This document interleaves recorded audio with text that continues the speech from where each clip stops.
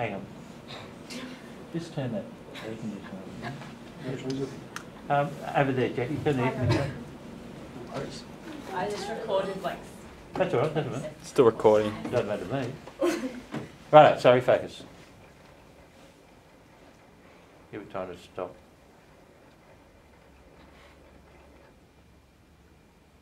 Okay.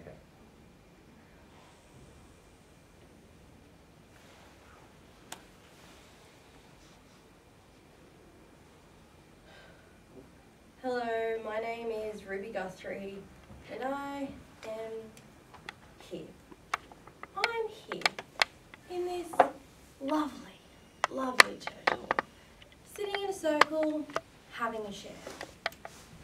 Well, as you can probably see from my arm, I've recently had a bit of an incident. But, you know, I just don't think that makes me what you guys are. You know, the whole title and everything. And for your information, I mean, being creative director of Australia's leading advertising agency, I mean the booze, the pills, the cane. It's all conducive to the way we construct ideas. I have to tap into the mindset of the people, the status quo, the unconscious conscious of the consumer. Anyway, so my arm.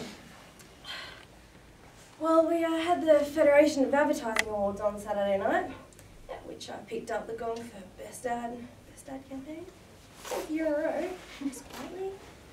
And so maybe I imbibed a little on the wing of my continuing success and decided to surprise everyone at the after party by jumping off the roof of a very tall hotel. The ironic thing is, I created the entire ad campaign. How will you feel tomorrow?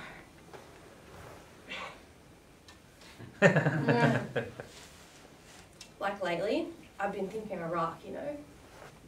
All those soldiers moving through civilian towns in their tanks, securing premises and stuff. And I think, bam! Whack a coke can in that scene, right? And I mean, come on, let's face it. If you're a soldier in Iraq and just had a really hard day, controlling the chaos in that searing, dry, 50-degree Iraqi heat, wouldn't you be stinging for a cold can? Hot, shirtless soldier rolls out of situation. His chiseled biceps glistening in the scorching sun. Sweat drips from his stone pecs to his rock-hard eyes to his absolutely famished rips open an icy, shiny, crimson can of coal black love! I rest my case. Anyway, so my arm. I find myself peering over the guttering. There must be 1,000 advertising types drinking and talking around the pool, and I'm thinking, this little stunt, it's going to go down in history, right? So I took a hit from a little bag of magic I had hidden down my dress, knocked off the half bottle of Absolute Mandarin, I snatched up a hot waiter, and then I crouch. Nothing can hurt you. Nothing can touch you. You're Rubie Guthrie. I'm running, and the edge comes quickly, and I'm out there. I highly recommend it, by the way. The combination of cane, vodka, and flight. And the thing is, I judged it so perfectly. I landed right smack bam in the middle of, well, what I thought was a standard adult pool. But soon discovered it was actually a children's waiting bar. I mean, it's just a fractured humerus, right? It's all part of the game. I mean, you've got to take the good with the bad. And I've tried explaining that to certain people, like Mum and Brian, my boyfriend. They thought it was symbolic or something, and that I should come here and admit. Admit what?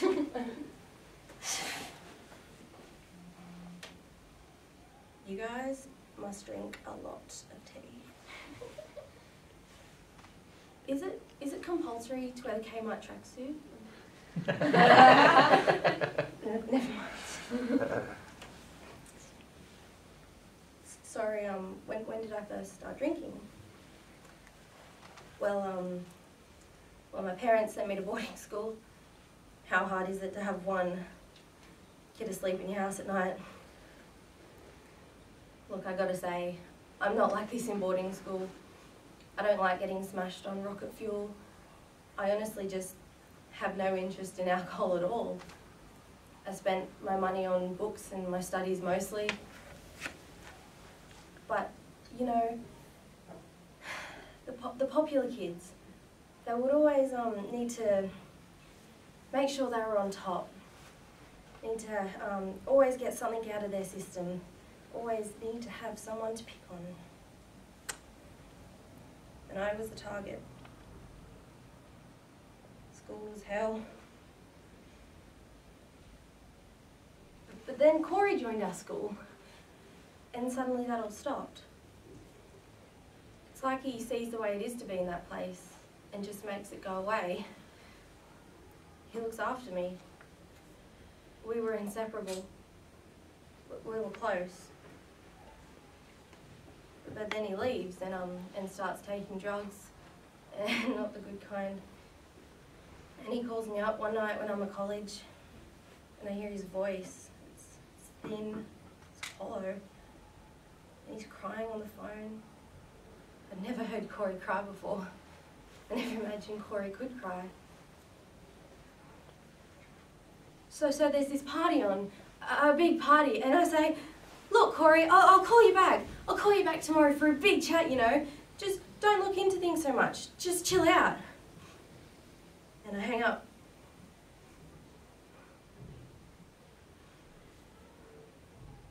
They found him in his dad's garage.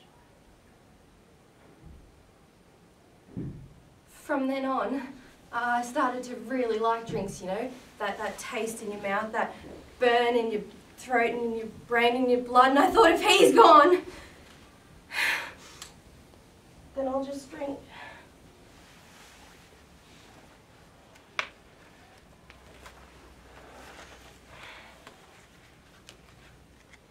But look, hey, I really appreciate you guys sitting there and listening to me. You know, you all seem like a really great bunch. And I'd love to use you, you know, if I could just find the right angle. But I mean, after hearing your stories, you guys need to lay off the sauce.